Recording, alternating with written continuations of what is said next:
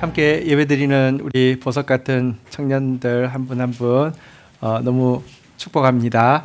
오늘 우리 청년부에 주시는 말씀 크게 받는 마음으로 자리에서 한번 일어서셨어요. 시편 133편 전체 내용입니다. 1절부터 3절까지 한 목소리로 읽고 시작하도록 하겠습니다. 같이 읽겠습니다. 시작. 보라, 형제가 연합하여 동거함이 어찌 그리 선하고 아름다운고. 머리에 있는 보배로운 기름이 수염 곧 아론의 수염에 흘러서 그의 옷깃까지 내림 같고, 헐몬에 이슬이 시온의 산들에 내림 같도다. 거기서 여호와께서 복을 명령하셨나니 곧 영생이로다. 아멘. 잘 앉겠습니다. 오늘은 읽었던 본문 내용 가지고 어찌 그리 선하고 아름다운고라는 제목으로 정말 선하고 아름다운 한 가지에 대해서 나누려고 합니다. 1절에 보면요, 다윗이 이렇게 고백하고 시작하고 있거든요. 보라, 형제가 연합하여 동거함이 어찌 그리 선하고 아름다운고. 여기 선하다는 단어는 하나님이 창조를 하시면서 첫날 자기 뜻대로 창조하시고 창조가 마칠 때마다 보시기에 좋았더라 할 때 여기 좋았더라는 단어하고 원어는 같은 것입니다. 다시 말하면 하나님 목적에, 원래 목적에 맞다는 의미가 선하다는 의미고요. 그 다음에 아름답다라는 말은 하나님의 원래 목적에 맞으면요, 그 결과 보는 사람들에게도 사랑스럽고 참 유쾌해 보이게 되어 있습니다. 하나님이 천지를 만드셨는데 마지막으로 사람을 딱 만들고 사람이 딱 보는데 하나님이 물어봅니다. 어때? 근데 뭐 이런 식으로 해놨어요. 이게 뭐예요? 엉망이네요. 이러지 않을 거 아니에요, 그죠? 하나님 보시기에 선하면요, 꼭 사람 보기에도 사랑스럽고 참 유쾌하고 즐거워 보이는데 이것을 아름답다라고 이야기합니다. 그렇다고 하면 무엇이 그리 하나님 목적에 알맞고 무엇이 그리 사람 보기에 사랑스럽고 유쾌한 것일까요? 앞부분에서 답을 제시하고 있습니다. 한번 따라하겠습니다. 보라, 형제가 연합하여 동거함이. 자, 그렇다면 형제가 연합하여 동거한다는 것은 무슨 뜻일까요? 우리 영신이가 이제 그 개학을 앞두고 이제 자취를 하기 위해서 학교 근처로 갔는데요. 이제 혼자 방을 이제 얻어서 처음 이제 생활을 하게 될 터인데, 사실 이제 방세가 비싸잖아요, 그죠? 근데 혹시 이런 뜻일까요? 아빠 나 그냥 혼자 안 쓰고 방세도 아낄 겸 아는 형이 있어서 같이 동거하기로 했어. 그러면 제가 마음속으로 참 어찌 그리 선하고 아름다운가. 야, 돈 굳혔다. 뭐 이런 뜻일까요? 형제가 연합하여 동거한다는 말은 도대체 무슨 뜻일까요? 사실 정확한 이해를 위해서는요, 보라, 형제가 괄호 열고 괄호 닫고, 사실 괄호가 빠져 있습니다. 어디에서 무엇으로 연합하여 동거함이 선하고 아름답다고 하는지 이 어디에서 무엇으로를 찾아야지 정확한 뜻을 알 수 있는데요. 여기 어디에서 무엇으로 답을 찾는 것이 그리 어렵지는 않습니다. 왜냐고 하면 우리가 읽을 때는 PPT에서 읽을 때는 안 나왔지만 성경에 보면요, 시 앞에 제목이 있는데 뭐라고 돼 있냐고 하면 다윗의 시 성전에 올라가는 노래라고 되어 있습니다. 한번 따라해 볼까요? 성전에 올라가는 노래. 자, 그러면 여기 형제가 어디에서 지금 연합하여 동거한다는 뜻입니까? 성전이겠죠, 그죠? 자, 그러면 이제 형제가 동거를 해도 자취방에서 동거하는 것도 아니고 거의 PC방에서 둘이서 같이 하는 게임을 쭉 치고 하는 것도 아니고 예배당에서 모여 지내는 모습이 보기에 좋고 아름답다는 뜻일까요? 예, 그렇긴 해요. 어저께 저기 왔는데 저기 리더십 MT가 어른들은 있어서 마치고 왔더니 우리 재구하고 또 우리 주영이하고가 왔더라고요. 그래가지고는 밖에서 뭘 하고 있는데 제가 이제 안에서 설교 준비하다가 너무 피곤해서 좀 잠들었는데 한동안 뭘 하더라고요. 잘은 모르겠지만 뭐 보드 게임을 하는지 뭐 어쨌든 신나게 놀더라고요. 근데 그 소리만 들어도 사실 참 되게 목사 입장에서는 즐거워요. 이 세상에 우리 참 제약된 것도 많고 의미 없는 것도 많은데 어쨌든 하나님 은혜를 받고 나니까 자꾸 예배당 오고 싶고, 그 예배당에서 보드 게임을 했는지 어제 뭐 했어요? 그렇군요. 네. 제가 감히 뭐 하는 것 같더라고요. 그래서, 근데, 예배당에서 보드게임 해도, 예배당에서 뭐 이렇게 뭘 먹어도, 예배당에서 하는 게 형제가 연합하여 동거하며 찌그리 설하고 아름다운 거. 한 점수로 치면 아까보다는 조금 낮지만, 100점은 아닌 것 같아요. 아까 어디에서 무엇으로 연합하여 동거함이를 찾아야 된다고 했는데요. 조금 더 찾아갈 볼 필요가 있는데 한번 생각해 보십시다. 다윗의 시고요. 성전에 올라가는 노래라고 했는데 정확히 이야기하면 다윗 시대에는 성전이 존재했습니까? 존재하지 않았습니까? 존재하지 않았어요. 솔로몬 시대에 존재했어요. 그런데 존재도 하지 않는 성전을 무언가를 성전으로 여기고 무언가 앞으로 올라가는 것을 성전으로 올라가는 노래라고 이야기했다고 하면 도대체 다윗이 생각한 성전은 무엇이었을까요? 이것을 찾는 것 역시 어렵지 않은데 성전에 올라가는 노래는 133편 한 편이 아니라 120편부터 134편까지 15편인데요. 이게 시리즈입니다. 다시 말하면 한 사람의 순례자가 성전을 향해서 출발하면서 120편부터 시작해가지고 그 사람이 성전에서 예배를 다 마치고 집으로 돌아가면서 부르는 노래가 134편이에요. 그래서 연결이 돼 있는데 지금 이 시 133편 바로 앞에 내용에 보면 그 해답을 발견할 수 있습니다.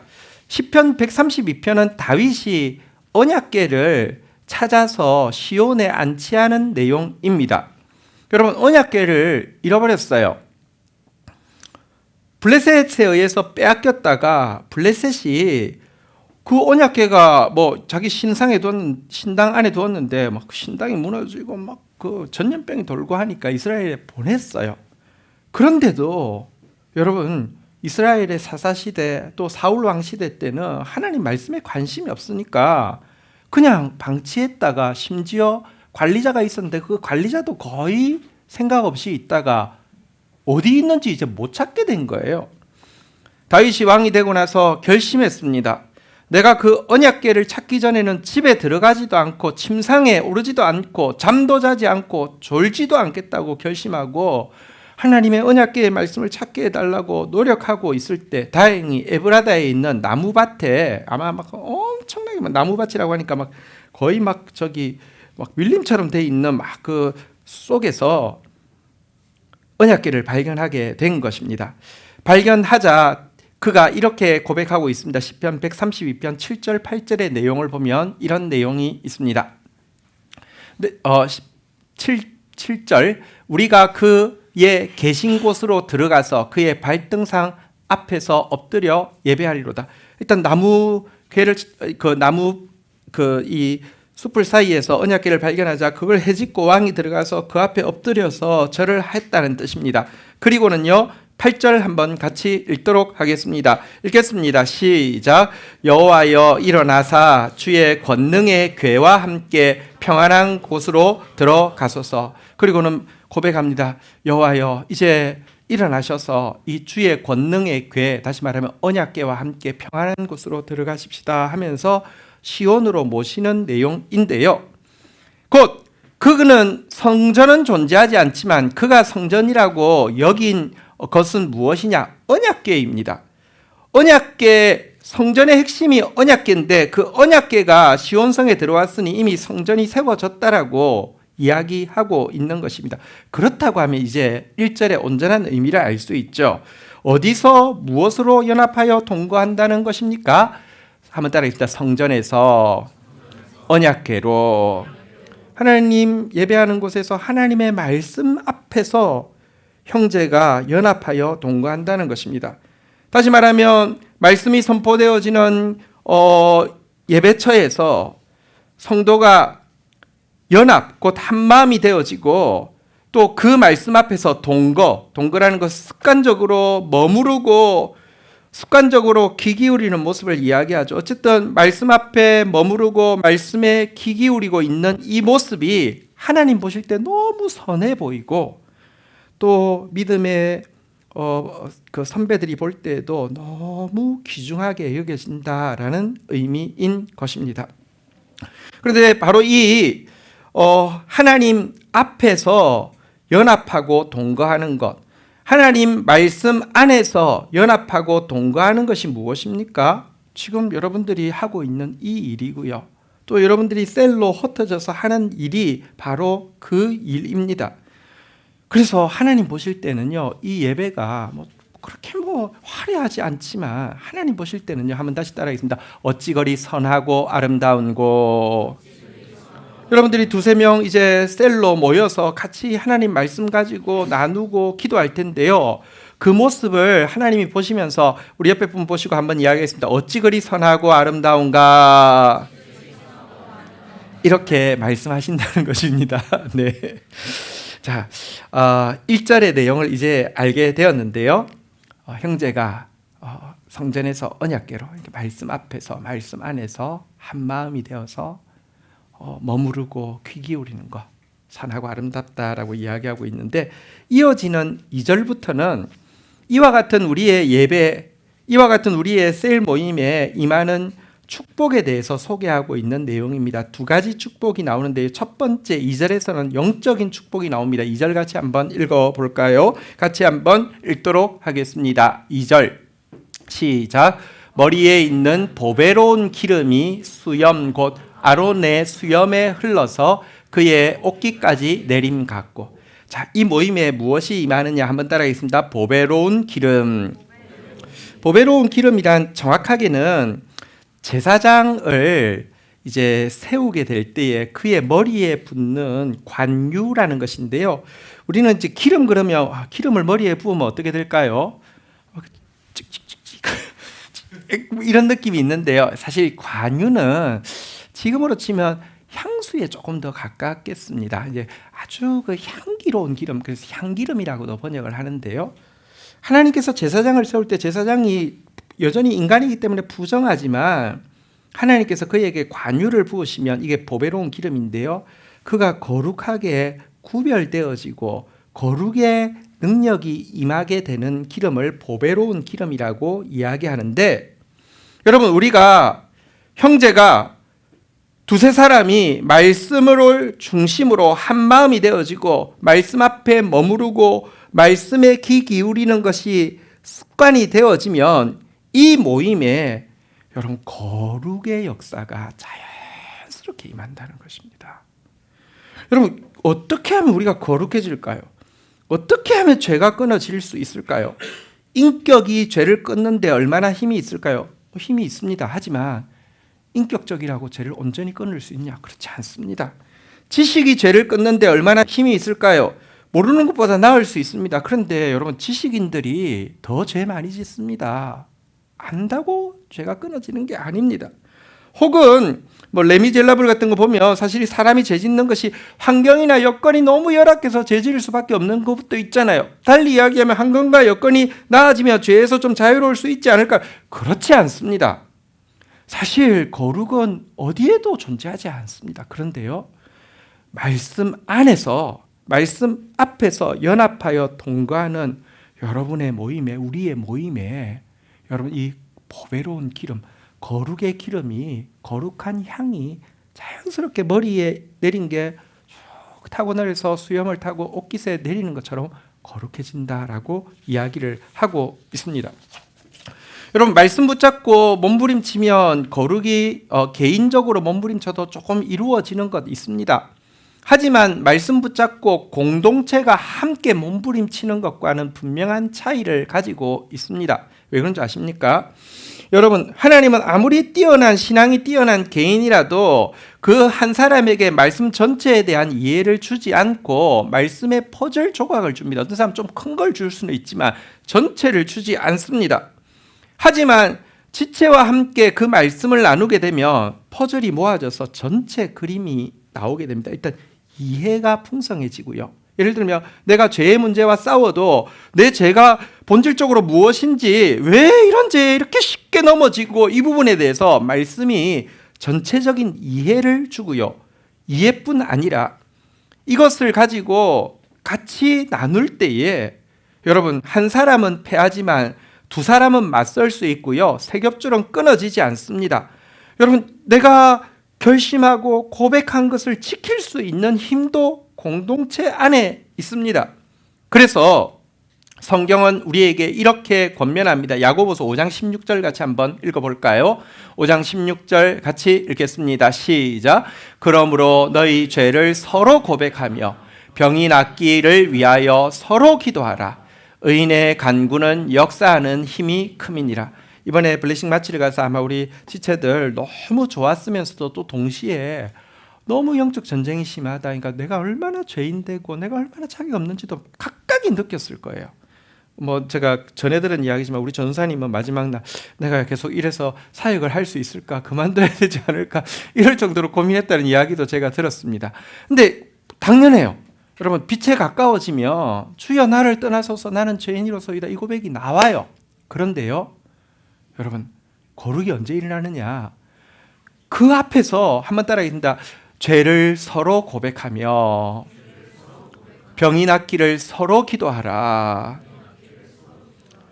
여러분, 공동체 안에 죄를 나누기 시작할 때, 병동체 안에 자기의 병, 다시 말하면 자기의 약한 부분을 노출시키기 시작할 때 나타나는 거룩의 역사는요, 진짜 강한 것입니다.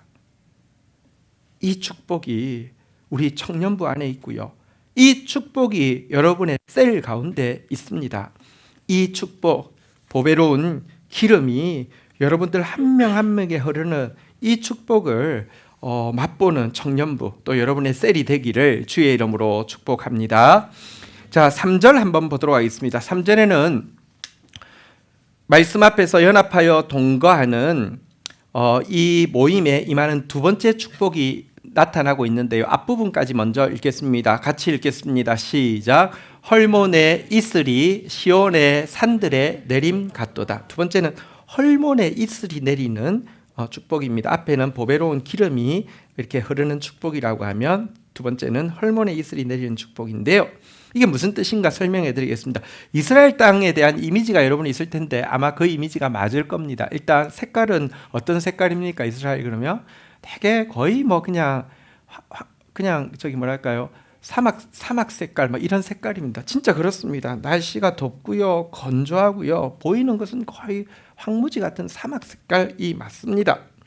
그런데 정확하게 이야기하면 틀렸습니다. 남쪽은요, 유다 광야, 신광야, 바란 광야, 진짜 사람이 살 수 없을 것 같은 척박한 이렇게 그런 이렇게 색깔의 땅이라고 하면, 북쪽에 올라가면 이상하게도요, 별반 기온 차이도 없고 별반 강수량의 차이도 없지만 남쪽과는 전혀 다르게 푸르른 광경이 쫙 펼쳐집니다. 이상하다. 같은 나라인데, 아니 우리나라보다 훨씬 작잖아요. 우리나라 뭐 경상도만 하잖아요. 그런데 위로 가면 색깔이 전혀 다릅니다. 아주 푸릅니다. 이유가 있습니다. 그 이유가 무엇이냐고 하면 한번 따라하겠습니다. 헐몬의 이슬. 헐몬산은 상당히 높습니다. 우리나라 백두산보다 아마 조금 더 높을 겁니다. 이게 높으면요, 기온 차이가 밑에하고 위가 차이가 많이 나잖아요. 그죠? 그래서 여기는 이슬이 많이 맺히고요. 또 그 맺힌 이슬이 또 뭐 이렇게 증발하고 하는 관계로 여기는 눈도 내립니다. 이스라엘에 스키장이 있을까요? 없을까요? 있습니다. 헐몬산에 스키장이 있습니다. 여러분, 이 이슬과 눈이 녹아내린 물이 시내가 되고 조금 더 흐르다 보면 폭포수가 되어서 갈릴리 호수를 이루고요. 그 물이 닿는 이 시온까지는요, 여러분, 이게 푸르름이 있습니다. 헐몬의 이슬이 그것의 출발이 됩니다.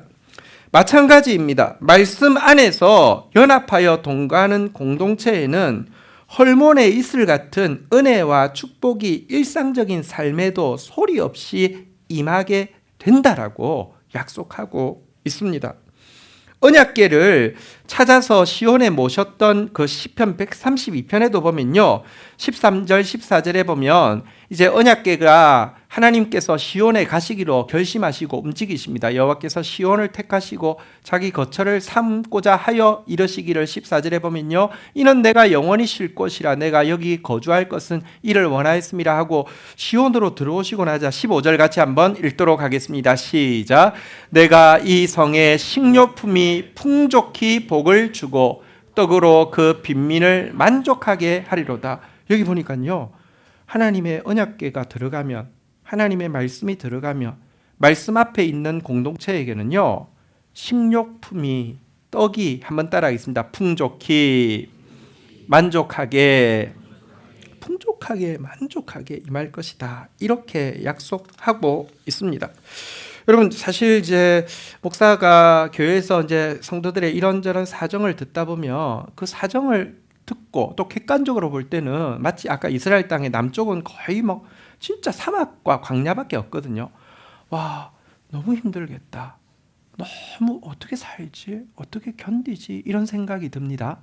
근데요, 그가 여러분 셀에서 자기 아픔과 어려움, 연약함에 대해서 막 나누고요. 또 GT 가지고 몸부림치고 그런 리포트를 들을 때마다 감사하면서도 그래도 계속 이렇게는 못 살 텐데 막 이런 생각이 들어요. 그런데 그러다가 하나님께서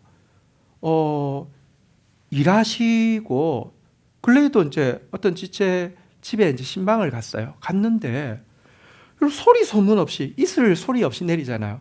소리 소문 없이 하나님께서 그에게 주신 축복을 보니까요, 진짜 풍족히 만족히 자기들도 어떻게 이런 일이 우리 여력으로는 우리 힘으로는 불가능한데 이런 일이 있네요 하고 저도 진짜 그 계속 기도하고 있는데 객관적으로 그려볼 때는 얼마나 힘들까 했는데 남쪽이 아니에요. 북쪽이더라고요.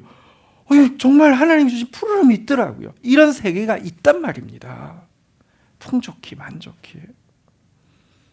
이런 실질적인 축복이 말씀 안에 연합하여 동거하는 우리 청년들 각 삶에도 넘치게 될 것을 믿습니다. 물론 여기서 아까 헐몬의 이슬이라고 했는데 여러분 이런 마음은 없습니까? 이왕 하나님께서 복을 풍족히 만족히 주시려면 이슬 같은 은혜 내리는 거 말고 소나기 같은 은혜 내리는 거 하나님 내가 더 원합니다. 아니 하나님 솔직히 저는 그 돌직구를 하나님께 던지겠습니다. 매일 찔끔찔끔 임하는 이슬 같은 응답, 이슬 같은 축복 없어도 되고 대신에 한 방에 다 되는 소나기 같은 폭우 같은 응답과 축복을 주시면 좋겠습니다. 이렇게 혹시 기도하고 싶지는 않습니까?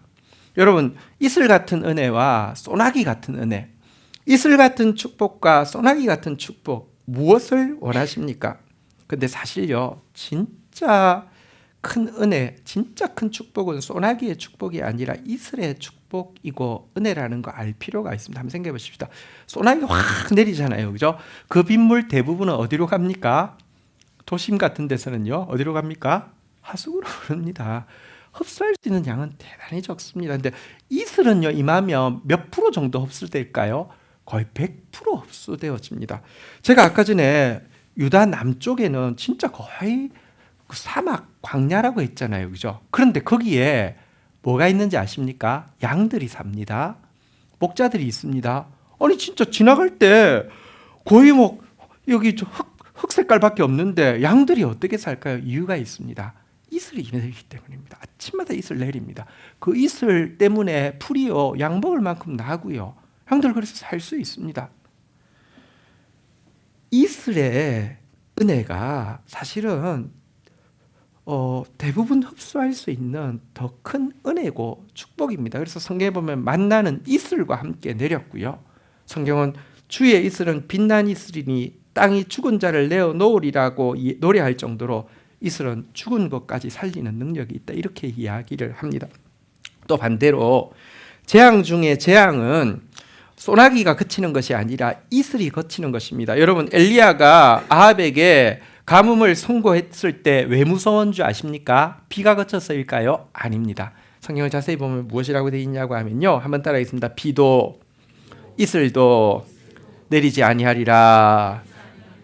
비 내리지 않는 것은 이스라엘 다반사로 있을 수 있지만 이슬은 거의 이스라엘에서 한 360일 이상 내린다고 해요. 그러니까 아까 광야에서도 양들이 살 수 있어요.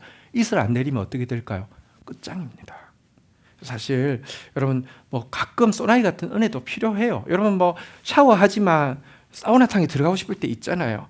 여러분 샤워하듯이 이게 우리 몸에 때를 이렇게 씻어내는 것과 사우나탕에서 씻어내는 거 다르잖아요. 때때로는요 소나기 같은 은혜가 필요합니다. 그것이 블레싱 마취가 될 수도 있고 순례가 될 수도 있습니다. 그러나 사실은 우리 매일에 임하는 이슬 같은 은혜가 더 소중하고 그 은혜가 임하는 예배, 그 은혜가 임하는 셀 모임 소중히 여겨야 된다는 것도 기억해야 할 것입니다.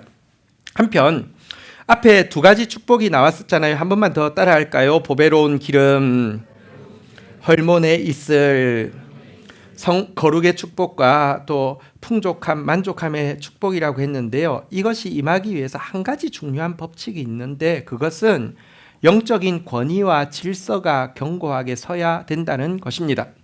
한번 보십시오. 기름이 머리로부터 시작하면 자연스럽게 이렇게 수염을 타고 옷깃으로 내릴 수 있지만 옷에다가 기름을 던졌다고 해서 이게 여러분 위로 올라갈 수는 없잖아요. 여러분 가장 높은 헐몬산에 이슬이 내리면 그것이 시온산들에게까지 흐를 수 있지만 시온산들에 내린 이슬은요, 여러분 그것은 내를 이룰 수도 없습니다. 이 때문에 하나님께서 우리가 지금 GT 여호수아서를 읽고 있는데요, 여호수아를 통하여서 이스라엘 백성들에게 영적인 축복, 실질적인 축복을 주시기 위해서 제일 먼저 하신 일은 여호수아를 이스라엘의 눈앞에서 크게 하신 일이죠. 여호수아서 3장 7절에 보면 이렇게 이야기합니다. 여호와께서 여호수아에게 이르시되 내가 오늘부터 시작하여 너를 온 이스라엘 목전에서 크게 하여 내가 모세와 함께 있던 것 같이 너와 함께 있는 것을 그들이 알게 하리라. 물론 여러분 제가 말씀을 전하는 영적 지도자이기 때문에 저는 명심하고 명심하는 것이 있습니다. 저에게 여러분들 앞에서 권위가 주어진 것은 이것은 하나님께서 여러분들을 축복하기 위한 질서와 권위의 법칙 때문이지 내 존재 자체가 존귀하거나 커서가 아니라는 사실 제3, 제4 명심하고 또 저 모습을 볼 때 그것을 부인할 수가 없습니다. 그리고 여러분 그렇기 때문에 저가 하나님 앞에서는 말씀 앞에서는 여러분보다 더 작은 자가 되고 약한 자가 되고 어린 자가 되어야 된다는 사실을 계속 다짐하고 또 실제로 그렇게 하기 위해서 몸부림칩니다.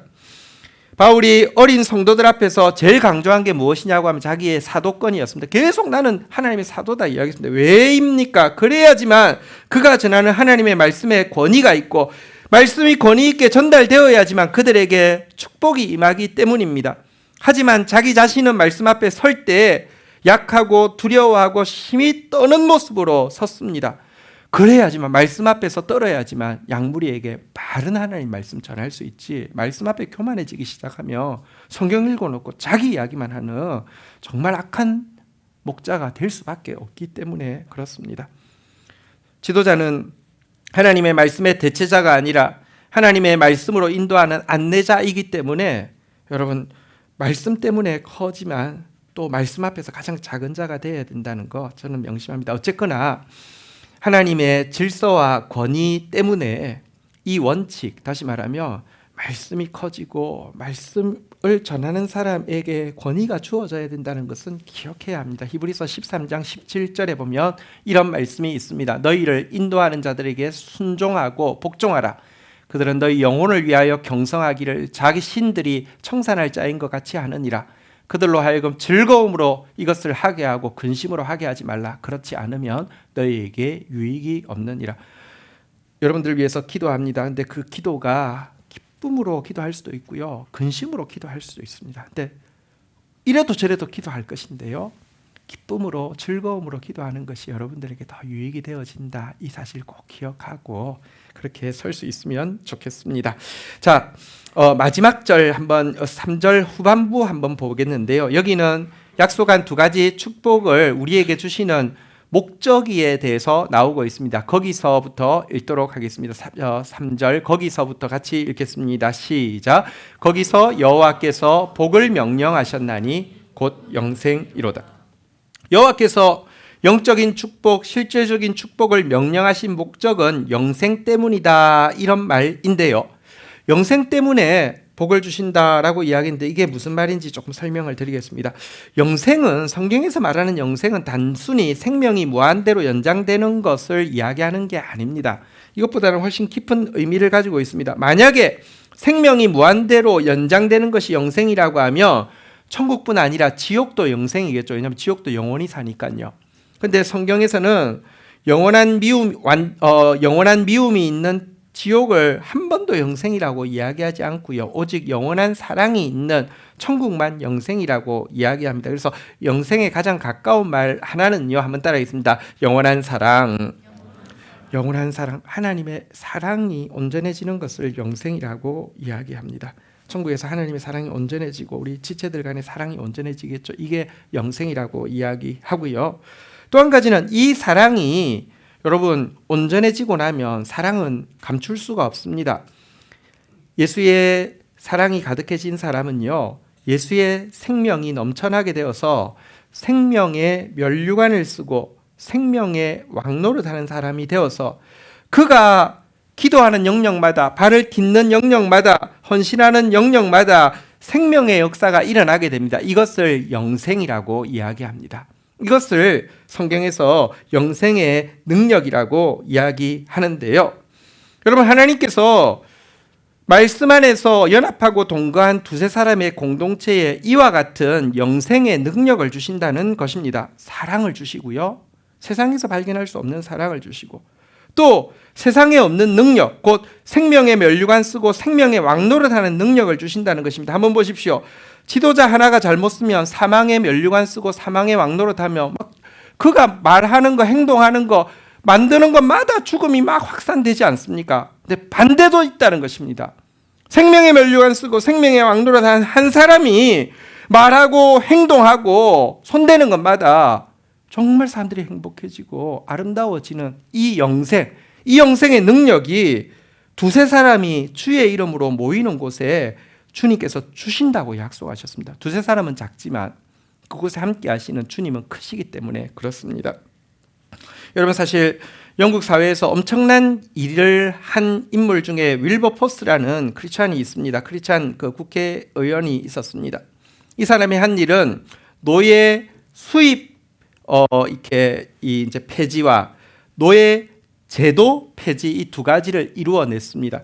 노예 수입 폐지는 굉장히 어렵습니다. 왜냐하면 영국이 노예 중개 무역을 통하여서 국부의 30% 이상을 중개 무역을 통해서 벌어들였습니다. 아프리카가 상대적으로 가까우니까 거기 가서 잡아가지고 신세계 쪽으로 팔아 넘기면서 나라 수입의 30%.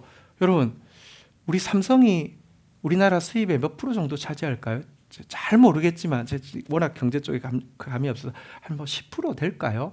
15% 될까요? 근데 삼성을 문 닫게 한다, 그러니까 아예 없애버린다. 여러분, 국민들이 가만히 있지 않을걸요. 근데 그 한 2배 이상을 없애버리는데 누가, 신앙이 무슨 중요합니까? 돈이 걸렸는데 아무도 동조하지 않을 것입니다. 그보다 더 어려운 것이 노예 제도 폐지죠. 노예 제도가 무엇입니까? 영국 사회에 집집마다 밥은 누가 합니까? 식모가 합니다. 노예가 합니다. 농장 일은 누가 합니까? 노예가 합니다. 여러분, 처음에는 남이 해주는 밥이 제일 맛있고요. 근데 이거를 하루아침에 없앤다고 하면 모두 갑자기 손에 물 안 묻히다가, 손에 흙 안 묻히다가 다시 손에 흙 묻히고 물 묻혀야 되는데 누가 원하겠습니까? 그런데 그는 성경에서 하나님의 동일한 형상으로 지음받은 인간을 사고 팔고 부리는 거 옳지 않다라고 해서 이거 없애기로 결심하고 이 일을 추진하는데요. 혼자 할 수 없지 않습니까? 두세 사람의 국회의원들이 모여서 같이 그룹을 만들었습니다. 클랩팜이라는 그룹을 만들고요. 이들이 한 일은 함께 말씀 가지고 공부하고, 함께 말씀 가지고 꿈꾸고, 함께 이 일을 위해서 기도하고, 함께 사람들 만나서 설득하고 싸우는 일을 했습니다. 이 공동체가 노예 무역 폐지하는 데 상당한 시간이 걸렸고요. 결국 46년 동안 이 공동체가 싸워서 노예 제도까지 영국 사회에서 없애게 되었습니다. 너무 놀랍죠. 임종 직전에 이 일이 일어나게 되었고요. 그는 눈을 감을 때 이런 말을 했습니다. 나 한 사람은 아무것도 할 수 없지만 우리는 함께 이 일을 할 수 있었습니다. 나는 이것이 바로 교회의 영광이라고 믿습니다. 라고 했는데 두세 사람이 내 이름으로 모인 곳에는 예수님이 함께 하시기 때문에 영생의 능력이 있다는 것입니다. 그리고 우리가 이처럼 우리에게 주어진 말씀, 우리에게 주어진 거룩의 축복, 우리에게 주어진 그 풍족하고 만족한 이 축복을 자신만을 위해서 사용하는 것이 아니라 축복의 통로가 되어서 온 세상을 살리는 목적을 잊지 않고 사용할 때에만 말씀은 계속 임할 것이고 거룩도 계속 임할 것이고 우리의 삶에 필요한 충족하고 만족한 축복도 끊임없이 임하게 될 것입니다. 이것이 하나님께서 우리 공동체에 약속하고 있는 바이고 또 우리 공동체가 하기를 기대하는 일인 것입니다. 우리 청년 공동체가 바로 이런 공동체 되어져서요, 말씀 앞에 연합하고 동거하고 매일 보배로운 기름이 임하고 헐몬산에 이슬이 임하고 우리를 통하여서 영생의 능력이 나타나는 그런 청년부 되기를 주의 이름으로 축복합니다. 자리에서 일어서시겠습니다. 함께 찬양하고 나가겠는데요, 나의 사랑 이라는 찬양인데요, 하나님 눈에 함께 말씀 앞에서 몸부림치는 여러분들 서로서로의 모습이 얼마나 사랑스러운지 모릅니다. 이 모임을 통하여서 하나님이 하실 일이 있습니다. 우리 같이 축복하면서 이 찬양하고 나가도록 하겠습니다.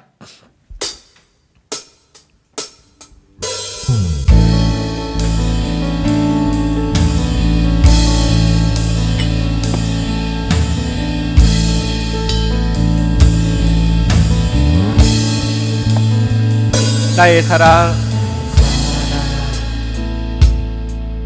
너는 어여쁘고 참 귀하다.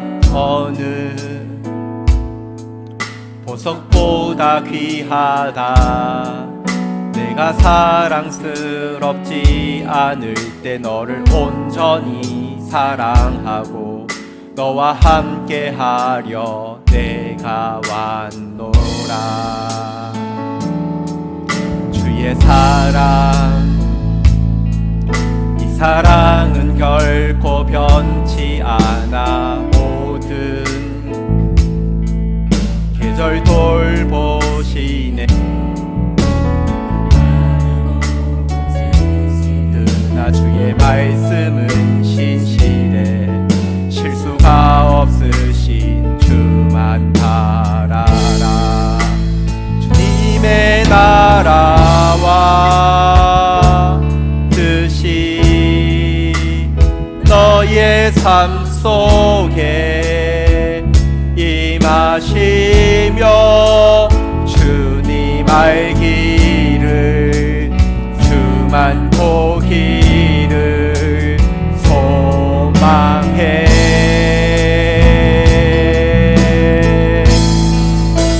거룩히 살아갈 힘과 두려움 없는 믿음 주신 나의 하나님, 완전한 사랑 찬양해. 찬양하리, 찬양하리. 만군의 주 영원히 함께 하시네. 순을하신 사랑의 왕 영원히 통치하신 주님의 나라가, 주님의, 우리 옆에 분 축복했다. 너의 삶 속에, 너의 삶 속에, 삶 속에 임하시며 주님 알기를, 주님 보기를 소망해. 거룩히 살아갈 힘과 거룩히 살아갈 힘과 두려움 없는 믿음 주신 나의 하나님, 완전한 사랑 찬양해. 아멘. 자리에 앉으시겠습니다. 이 시간 오늘 어찌 그리 선하고 아름다운 거, 말씀 안에서 연합하고 동거하는 우리 공동체를 바라보시는 주님의 마음, 나도 같은 눈으로 바라보며 이 모임에 참여하게 해달라고 기도하십시다. 그리고 여기서 우리가 함께 말씀 가지고 씨름하며 축복하며 기도하고 나아갈 때 거룩의 역사가 각자에게 일어나게 하여 주시고 삶 가운데 주시는 주님의 충족하며 만족한 축복을 각자 경험할 수 있도록 도와달라고 기도하십시다. 이슬 같은 은혜가 매일 새롭게 우리를 살리는 경험을 하게 해달라고 기도하십시다. 그리고 이와 같은 말씀, 이와 같은 축복 주시는 이유가 영생을 위함이라 하였습니다.